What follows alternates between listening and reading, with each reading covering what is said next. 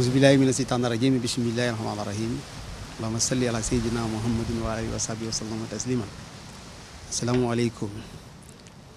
Bonjour, on est là à Gorée, une île mémoire qui fait 17 hectares de superficie avec une population environnant les 1200-1300 populations. C'est une île comme toutes les îles, calme, tranquille, propre, où il y a une spécificité de végétation.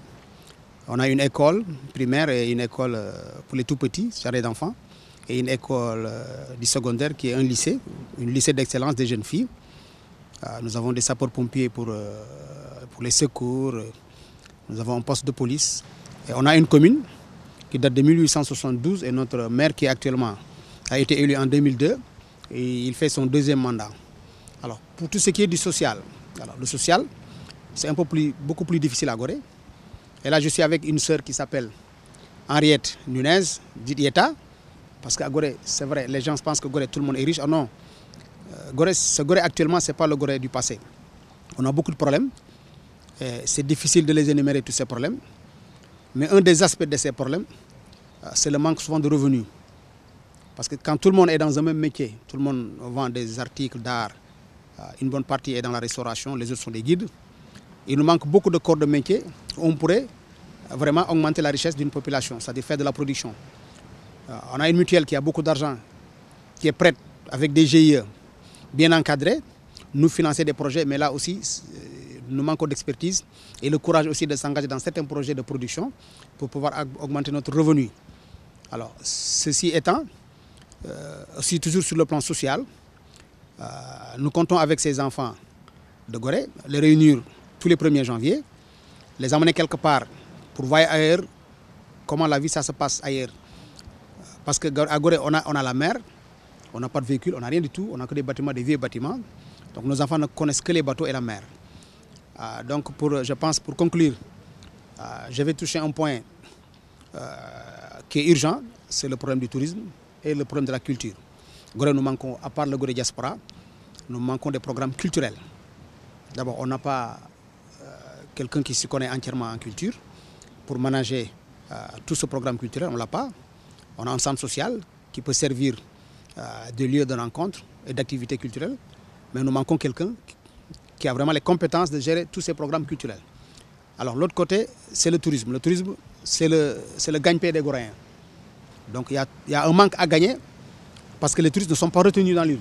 Ils ne sont pas retenus parce qu'il n'y a pas souvent d'hôtels, il n'y a pas beaucoup d'hôtels, il n'y a pas aussi de programmes culturels, d'animation qui pourraient fixer ces touristes pour qu'on puisse vraiment en bénéficier davantage avec nos restaurateurs qui sont là et qui s'attendent souvent et qui voient souvent des touristes leur passer sous le nez et rentrer à Dakar et aller prendre leur repas à Dakar.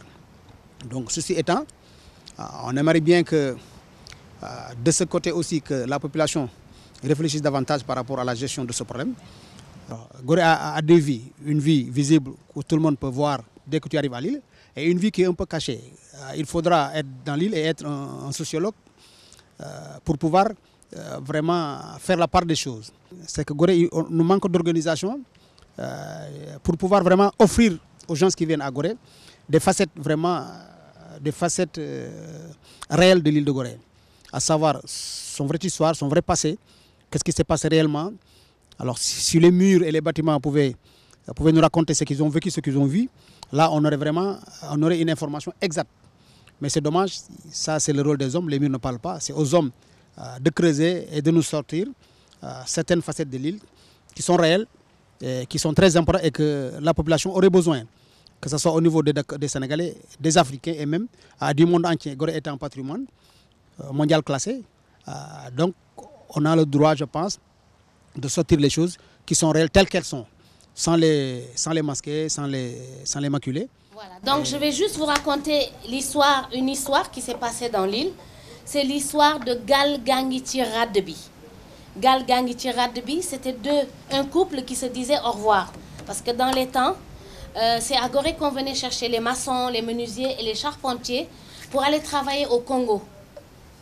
Donc ce chant est né ici à Gorée, Galgangiti Radbi, parce que comme Gorée c'est la bonne rade de son nom hollandais, Good Red, la bonne rade, donc c'était Galgangiti Radbi.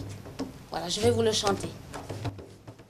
Gal gang ci rat bi, gal gang ci rat bi, ëllëg suba teel dinañ dem Congo.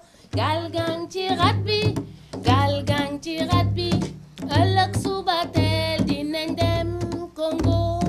Dingeen am keneen, wande ku mel ni ñun jafe na.